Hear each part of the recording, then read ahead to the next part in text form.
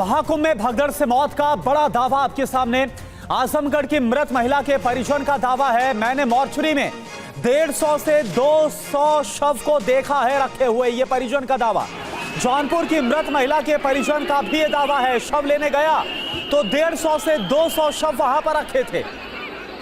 तो जौनपुर के शख्स का दावा, अपने परिजन का शव लेने गया तो उसने क्या देखा, 150 से 200 शव वहां पर रखे थे। समझ आया क्यों नहीं जाना जाता है? हॉस्पिटल गया स्वरूप रानी, वहाँ मतलब कुछ पेशेंट थे, पेशेंट को देखा, वहाँ लिस्ट थी, नहीं दिखी वहाँ फिर दादी। फिर उसके बाद एक डॉक्टर ने मुझे बताया कि आप मेडिकल कॉलेज जाइए, वहाँ कुछ डेड बॉडीज हैं। तो फिर वहाँ गया डेड बॉडीज, तो वहाँ 12 फ़ोटो लगे थे, लेकिन 12 फ़ोटो क्या 150-200 डेड बॉडीज़ थी। कितनी डेड बॉडी वहाँ पड़ी थी जब आपने देखा अपने आप? 150-200 डेड बॉडीज़ थी। इसके बाद मैं वहाँ गया तो फिर वहाँ मतलब सबको फेस पहचानना था, फिर फेस पहचाना, फिर एसआई से रिक्वेस्ट किया, वो भी साथ गया, वहाँ से कोई साथ नहीं जाता था। तो पहचाना, फिर मैंने पापा को रिसीव करके ले गया वहाँ। फोटो वहाँ कितनी लगी थी? सिर्फ 12 फ़ोटो लगी। 12 फोटो, डेड बॉडी 150। हाँ। मुझे पूछा गया आप कौन, मैंने कहा मैं जो है बॉडी शिनाख्त करने आया हूँ। तो गया, देखा तो आप फोटो में इनका पिक्चर लगा हुआ था। तो वहाँ पे जब हमने फोटो को देखा तो कंफर्म हो गया कि यही है। जाके बॉडी शिनाख्त किया, उसके बाद शव को हमें मिला, शव लेके आए हम लोग घर। इस भगदड़ में कितने लोग लगभग मारे हैं क्या आप?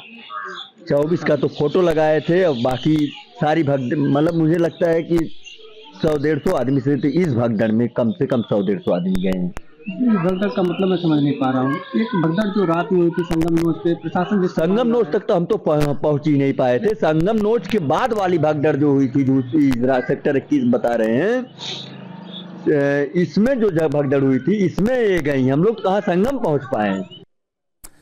तो देखिए, जो मृतक के परिजन है वो 150 और 200 लोगों के मारे जाने की बात कर रहे हैं, इस बात का दावा। लेकिन सरकार ने 30 मौत का आंकड़ा दिया है। मृतकों के परिजन कुछ और ही दावा कर रहे हैं। आखिर कितनी मौत हुई है, इसका सच कब सामने आएगा? सवाल उठ रहे हैं कि सरकार ने एक ही भगदड़ की जानकारी क्यों सामने रखी? अगर भगदड़ हुई तो वीडियो फुटेज जारी क्यों नहीं किया जा रहा? आखिर लापता लोगों की सही संख्या क्यों नहीं सरकार की तरफ से बताई जा रही?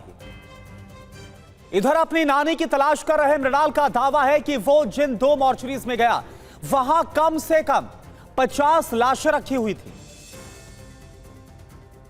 इन जगह यानी कि स्वरूप रानी हॉस्पिटल के मॉर्चरी में और मोतीलाल नेहरू कॉलेज में, दोनों जगह इनको ले जाया गया था। और इनको एग्जैक्ट नंबर तक बताया गया कि सबसे पहले मोतीलाल नेहरू कॉलेज आप गए थे, वहाँ कितना नंबर आपको दिखाया गया? मुझे एग्जैक्ट नंबर बोल के गया है, 24 हमारे पास लाशें पड़ी हुई हैं, जिनकी हाँ जो आप देख लीजिए। और पहले फ़ोन पे दिखाया गया मुझे 24 का फोटो। फिर उसके बाद मैंने देखने के बाद भी मैंने बोला जो भाई मुझे सामने से दिखाया जाए, तो बोला जो मैं पहुँचा था 6 बजे सुबह, तो मुझे 9 बजे के बाद बुलाया गया। फिर मैं 9 बजे के बाद गया तो उन सभी को फोटो वो लाश दिखाए गए मुझे, जिसमें मेरी कोई वहाँ पे नहीं थी। स्वरूप रानी हॉस्पिटल यहाँ के मॉर्चरी में कितनी लाशें आपको दिखाई गई? यहाँ पे जब मैं इंटर हुआ तो वहाँ पे 2 रूम फुल था। जो पिछले बैक वाली रूम थी उसमें सारे पूरी तरीके से बस 2 कदम रखने की जगह थी, पूरे लाशें फुल थी। जिसमें से और दूसरे वाले रूम में ऐसे ही लाश नीचे पड़ा हुआ था सभी तरीके से। और उसमें बस उसमें भी लगभग 7 से 8 10 लाशें इस रूम में भी थी।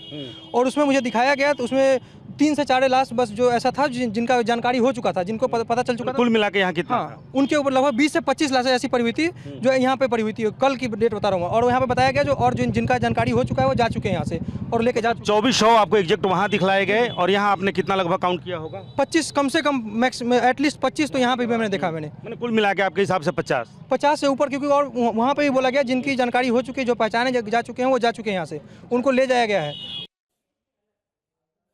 प्रयागराज प्रशासन शवों को उनके घर तक पहुंचाने के लिए परिजनों को एम्बुलेंस तक नहीं दे रहा। यह हालात हैं। परिजन अपने खर्चे पर शव घर ले जाने के लिए मजबूर है। मौत का सिलसिला जारी है। कुछ लिस्ट जरूर जारी किए गए हैं, लेकिन कुछ शव अभी भी स्वरूप रानी मेडिकल कॉलेज में पड़े हैं, जो ना तो लिस्ट में हैं और ना ही उनका पोस्टमार्टम कराया गया है। देखिए, एक अर्जुन सिंह की मौत हो गई है। और ये देखिए, ये कागज़ है, इस पर कहीं कुछ नहीं लिखा है, सिर्फ लिख दिया गया है ब्रॉड डेड, यानी कि इनको मरने की हालत में यहाँ पर लाया गया था, मरने के बाद यहाँ लाया गया था, ब्रॉड डेड।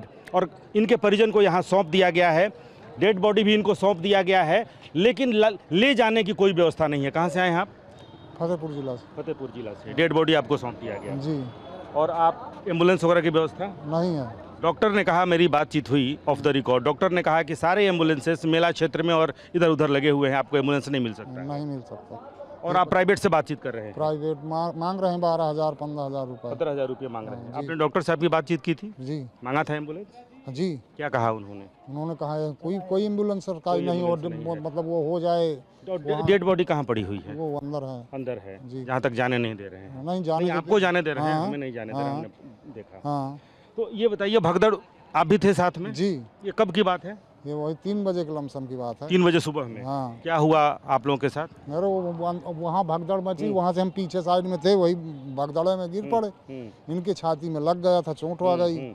उससे 2 दिन तो मतलब राहत थोड़ी मिली थी। यहाँ कोई इलाज नहीं, तो आज भर्ती कराया वहाँ कुंभ में। जब कुंभ में भर्ती कराया तो वहाँ 2-3 घंटे इलाज चला, वही के बाद और ज़्यादा सीरियस हो गए। फिर हमको यहाँ भेज दिया ये हॉस्पिटल में एम्बुलेंस से। अब यहाँ डेड बॉडी हो गई। तो आप देखिए, कहा तो ये जा रहा था योगी सरकार की तरफ से कि मृतकों के परिवार वालों की हर संभव मदद होगी, लेकिन एम्बुलेंस तक नहीं मिल पा रही है शव को ले जाने के लिए।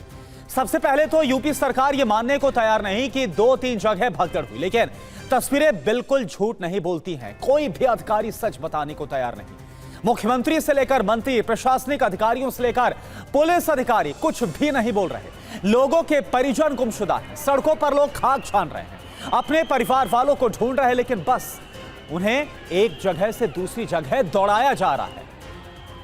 तो महाकुंभ भगदड़ की घटना हुए 5 दिन बीत गए, लेकिन लोग अपनों की तलाश में अभी भी दर दर भटक रहे हैं। ऐसे ही एक शख्स मनोज कुमार राय, जो समस्तीपुर से अपनी मां की तलाश में प्रयागराज पहुंचे हैं, वो क्या बता रहे हैं आप देखिए। महाकुंभ में हुई भगदड़ में अपनों की तलाश में लोग अभी भी दर दर भटक रहे हैं। ऐसा ही एक मनोज कुमार राय हमारे साथ हैं, जो समस्तीपुर बिहार से आए हुए हैं और वे पिछले 3 दिनों से अपनी मां की तलाश में यहाँ लगे हुए हैं। जी बताएं, कहाँ से आए हैं, क्या कुछ कौन यहाँ पे गुम हुई थी? हमारा मम्मी गुम हो गया है। हम समस्तीपुर जिला बिहार से आए हैं। हमको पता लगा, हम था कलकत्ता में, हमको पता लगा हमारा मम्मी यहाँ आया है नहाने धोने के लिए। तो पता लगाया जो हमारा वो यहाँ आते मम्मी हमारा गुम हो गया भागदौड़ में। तो हम यहाँ पर वो लोग को बोला, खबर किया तो बोला कि हम खबर किए, यहाँ पर कोई पता नहीं चल रहा है। तो हम वहाँ से कलकत्ता से गाड़ी पकड़े और हम फिर यहाँ आए। यहाँ आए तो मुर्दा अथी क्या बोलता है मेला हॉस्पिटल में गए, और एक दूसरा हॉस्पिटल और है, फिर उस नाम क्या मेडिकल हॉस्पिटल में गए, उसमें गए, मुर्दा घर गए, कुछ पता नहीं चला। मुर्दा घर में कल देखा था 30-40 मुर्दा था, आज गया तो 5-6 मुर्दा है, मगर उसमें मर्द वो भी नहीं है। कहीं से कोई जानकारी लगी? कहीं से कोई जानकारी नहीं लगी। वहाँ सवेरे आया, वो रिपोर्ट लिखाया, वहाँ पे पुलिस वाले ने बोला नंबर लिख के दिया पर्ची में, बोला कीजिए पर्ची में नंबर लिख के दिए हैं, पर्ची आप फोन लगा के आप पता कीजिए, मिल गया तो ठीक है, और नहीं मिला तो कोई अथी नहीं कह सकते हैं। और वहीं सीएम योगी कल प्रयागराज पहुंचे, उन्होंने कुंभ क्षेत्र का दौरा किया। भगदड़ पर क्या कहा, यह आपको सुना देते हैं। मैं अभिनंदन करूंगा उन पूज्य संतों का, जिन्होंने मौनी अमावस्या के अवसर पर पूरे धैर्य के साथ, एक चुनौती हम सबके सामने आई। कुछ पुण्यात्मा उस एक हादसे के शिकार हो गए थे, लेकिन उन स्थितियों में एक अभिभावक के रूप में, जैसे परिवार के ऊपर कोई विपत्ति आती है तो परिवार का अभिभावक धैर्य नहीं खोता, पूरी हिम्मत के साथ खड़े होकर के उस चुनौती का सामना करते हुए उससे उभारने का कार्य करता है। और आपने देखा होगा कि जो सनातन धर्म के विरोधी हैं, वे लोग प्रयास कर रहे थे कि संतों का धैर्य जवाब दे दिया।